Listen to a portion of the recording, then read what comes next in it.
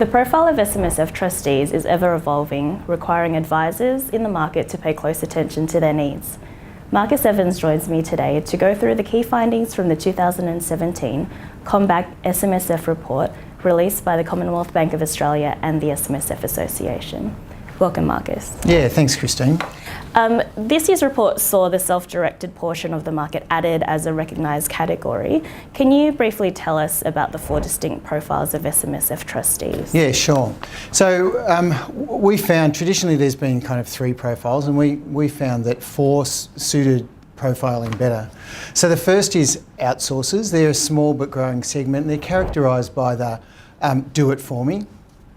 So they don't seem to have any particular age group or profession, but they are very much about one-stop shop and having one advisor to guide them through the process.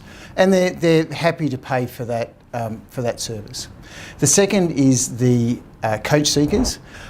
They're characterised by the fact that they want someone to help them through the process. So it's a young cohort, has the youngest trustees. It has more women in there. It's more likely to have set up a fund in the last 2 years. And again, happy to pay to get the advice that they want. And they're also the cohort that's most likely to have more than one advisor. So then move to the controllers. The controllers are the largest group. They're the most affluent. They're characterised by the give me the information to help support my decision making.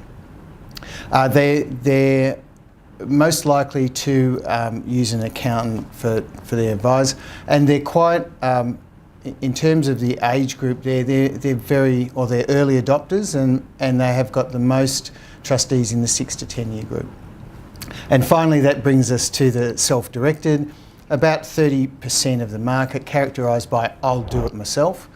And they tend to be what people consider to be the traditional SMSF. So they are older, they're usually male, they're more likely to either be in a business or have owned a business. Nearly 40% actually don't have any advisor. They even get into doing the admin and compliance themselves. If they do have an advisor, it's usually an accountant. The report revealed that the outsourcer and coach seeker categories, together making up 30% of the market, will disrupt the industry and change the way that advice is delivered in the future. Could you expand on the findings here? Yeah, so the disruption is coming from, there is a new wave of people entering SMSF. So traditionally you've had the confident, self-directed style of investor. They know what they want, they know what to invest in.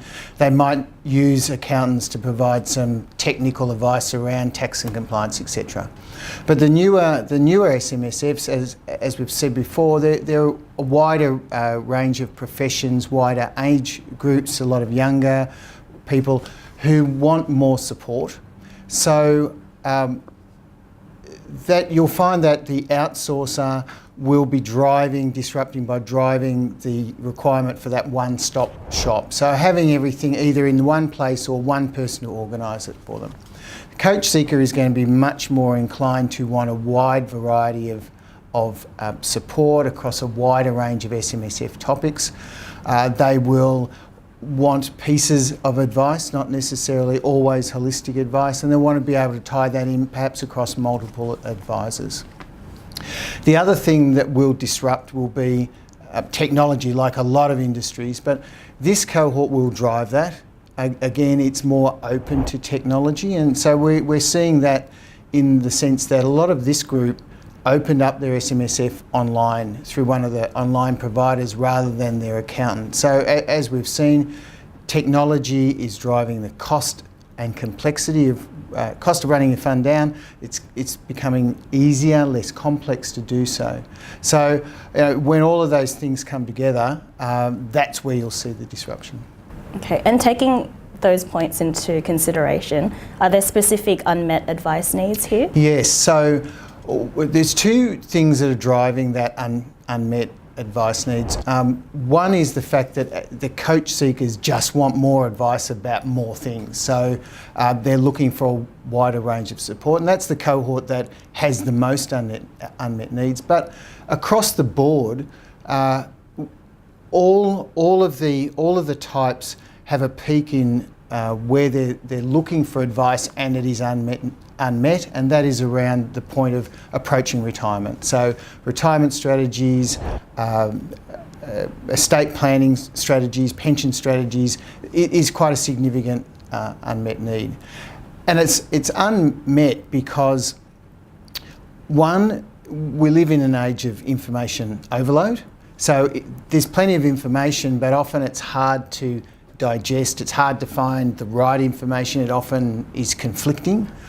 And that leads to the second problem, is finding someone to help. So that was called out in the research as well, that what they're looking for is an SMSF specialist, and they're not always able to find them and find the right person to give them the right piece of advice. There's clearly an advice opportunity here. So what do advisors and service providers need to be mindful of if they decide to cater to this emerging cohort, especially around how advice is delivered and I guess their investment preferences? So we'll start with the good news first. And the good news is that more advice support will be required by the newer cohorts. So that's the first piece of good news. And the second is that they are looking for SMSF specialist advisors. So in terms of what to look out for, what to be mindful of, there is a lot of fear about or concern about what technology, how technology will impact the advice industry. So that may be that people can go out and source information, people can go and maybe robo-advice or that assisted advice will impact the role of the advisor. The reality is that SMSFs or trustees or investors are still going to want the human contact to help sort through that, provide confirmation that their decisions are the right ones.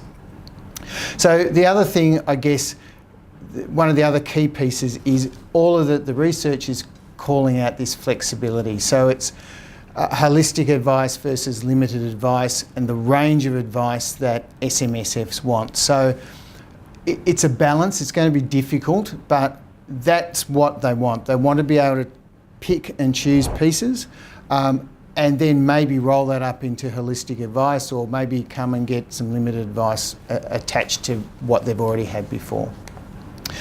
And I think the other important piece is technology will continue to push down the costs. It will continue to help. Well, it will actually bring more people in to SMSFs potentially, because as you drop the cost, that's one issue, and you drop the complexity is the other, then perhaps SMSFs become a bigger opportunity. I think aligned with that though is we've got to realise that the new changes to the the requirements for accountants to be licensed will mean that there'll be a gap there. So I think there's an opportunity with that, both for accountants and financial planners to work together to close that gap for everyone's mutual benefit. So what did the report say about SMSF trustees' attitudes towards paying for advice, whether full or limited? Yeah, so they're happy to pay for advice, but again, they want to see value in that advice. So whether it's holistic or whether it's limited, they want to be able to get what they want when they want it, and if they get that, then they will be happy to pay for it. And our research also called out that if or when SMSFs get good advice, they're a lot happier than unadvised SMSFs. And in support of that, more than 40% of outsourcers pay more than $3,000 a year for their advice, and more than 40% of coach seekers have more than one advisor. And so how do you think this advice opportunity could change the industry more broadly? Will trust be gained if advice is delivered successfully? Yeah, well, the industry is changing. It's changing more broadly, and it's changing relatively quickly. But these two groups, the outsourcers and coach seekers, are in the vanguard of that change. So at the moment, it's a pretty interesting time for SMSF advisors. You've got regulatory pressure, you've got government legislation changes, you've had a very difficult investment environment over the past 2 years, and you've got the changes in the accounting space. So all of those are challenges, but they present opportunities. And one of those opportunities is the fact that the investment environment has been so difficult means that for a long time, SMSFs have been avoiding advisors, but now we're seeing a definite trend towards wanting more advice and being happy to pay for it. The other opportunity is around that, being flexible, providing advice. I think one of the pieces that was called out in the research was around communication. So there was a lot of angst about not getting enough communication from advisors. So, one of the opportunities is around communication. Research called out the fact that that trustees wanted greater levels of communication.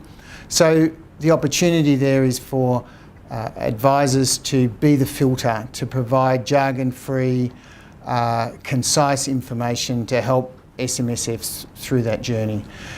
And it's really important that they stay on top of technology, what technology can provide, because that helps with the cost, with the complexity, allows them to add more value to the conversation and support. So if advisors are able to meet all of those aspects, then I think it will only follow that trust will be regained in the industry. Okay. The study also found that the profile of SMSF trustees is not fixed and it's likely to move into one or two other categories over time. What did the findings say here? Well, there was actually two findings. One is that outsourcers don't tend to change. So as we found that they're already covering a wide range of professions and a wide range of age groups. And I think it's more about their personality. They like to outsource everything. So they tend to stay outsourcers. But coach seekers do, as they get more experience, as they mature, the fund matures, they will tend to move along that line to controllers or self-directed. So what do you think next year's report will uncover? Are there any trends or themes you're interested to see emerge or uncover? Well, the two things that we believe that strongly that we'll see is the continued emergence of the coach seeker and outsourcer, and the other is the continued growth in SMSFs in terms of the entire superannuation industry. So both in terms of numbers and in terms of assets. So in terms of what we're interested in seeing, the first is what happens with the accountants portion of the advised market. The second is, do we see the gap closing in terms of the unmet advice needs? And the third is, will we see a continuation of growth in the administration platforms that aligns with the coach seeker and outsourcer? And in terms of what we might look at further, I think it's really interesting. It'll be interesting to have a look at the actual SMSF performance. There's been a lot of studies that have been based on self-assessment, but how actually are they performing, both within the different cohorts and also compared to the industry? So one of the other things that we'd like to have a look at is, does robo advice or assisted advice, is that growing? Does it start to get traction? It's struggled to this point, but that will be interesting. And the third thing we'd like to see is, in terms of the different age groups, does that affect what people are investing in? So the younger cohorts, more open to technology, there's greater opportunity to invest outside the traditional classes. Is that a trend that we can see and identify? Great. Well, thank you so much for your time today, Marcus. Thanks very much for having me.